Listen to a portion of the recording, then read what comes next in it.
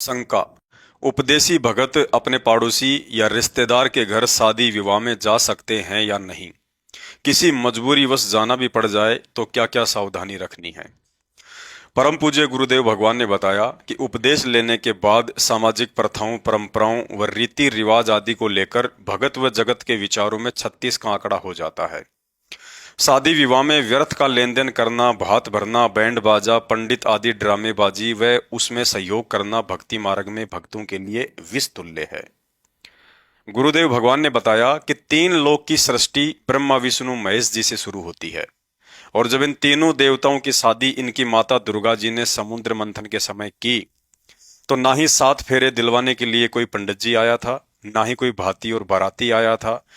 ना ही कोई बैंड बाजा या डीजे बजाने वाला आया था, ना ही कोई हलवा पूड़ी और जलेबी बनाने वाला हलवाई आया था।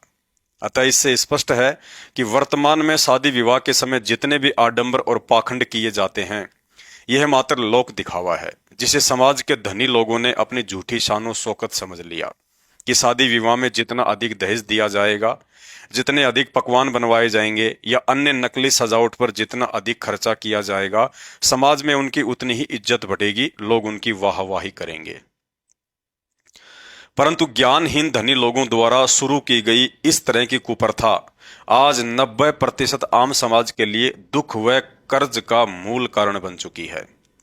एक सामान्य व्यक्ति भी उन आडंबरों को देख देखकर उतना नहीं तो मजबूरीवश थोड़ा बहुत अवश्य करता है, चाहे उसे कर्जा ही क्यों ना लेना पड़े। फिर सारा जीवन उस कर्जे को उतारने के लिए बैल की तरह मेहनत मजदूरी करता करता मर ही जाता है, लेकिन कर्जा नहीं उतार पाता है। अतः उपदेशी भक्तों को गुरुदेव भगवान ने स्पष्ट तौर पर शादी विवाह में इस तरह के अनावश्यक आडंबर व खर्चे करने या उनमें सहयोग देने के लिए मना किया है,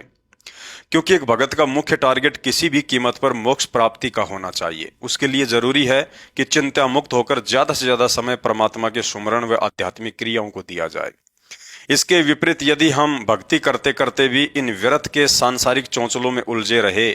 कि इनका लेना है, उनको देना है, आज वहां शादी में जाना है, आज वहां इतना खर्चा हो जाएगा, इतना पैसा कहाँ से लाऊंगा, आज उसके बच्चे का जन्मदिन है, उसने हमारे बच्चे के जन्मदिन पर ये गिफ्ट दिया था, अब हमने भी देना पड़ेगा, शादी में जीजाजी क्यों नहीं आ रहे, उन्हें किस बात की नाराजगी है, चलो उन्हें मनाने चलते हैं, अगले महीने शादी की सालगिरह है, कम से कम 50 लोगों के लिए तो खाने की व्यवस्था करनी पड़ेगी, बैंक्वेट हॉल का मिलाकर कम से कम 1 लाख रुपए का खर्चा तो आ ही जाएगा। अर्थात इन व्यर्थ के लेन देन में पड़कर सारा जीवन या तो बैल बनकर कमाते रहो या किसी से उधार लेकर फिर कमा कमा कर किस्तें भरते रहो। और काल यही चाहता है कि इन आत्माओं को जो ये 50-60 वर्ष का मानव जीवन मिला है, इस अनमोल समय का सदुपयोग चिंता मुक्त होकर भक्ति ना करवाकर यूं ही लेन देन और तेरा मेरी के चक्कर में डालकर वापस 84 के फेरे में डाल दूं। भाई और बहनों, पिछले 28-30 वर्षों से सत्संगों के माध्यम से हमें इन दलदल रूपी सामाजिक कुप्रथाओं से बाहर निकालने के लिए गुरुदेव भगवान ने दिन रात एक कर रखी है। अब यदि उपदेशी होकर भी हम भाई बहन इन शादी विवाह, जन्मदिन, भात छूचक या व्यर्थ की परंपराओं से पीछे नहीं हटे या इन कार्यक्रमों में शामिल होकर यूं ही सहयोग करते रहे, तो हम लोग भक्ति नहीं बल्कि भक्ति करने का ढोंग कर रहे हैं और गुरुदेव के साथ साथ खुद के साथ भी बहुत बड़ा धोखा कर रहे हैं, तथा इस धोखे की सजा फिर अगले जन्मों में गधा, कुत्ता, सूअर आदि बनकर असंख्य जन्मों तक भुगतनी पड़ेगी।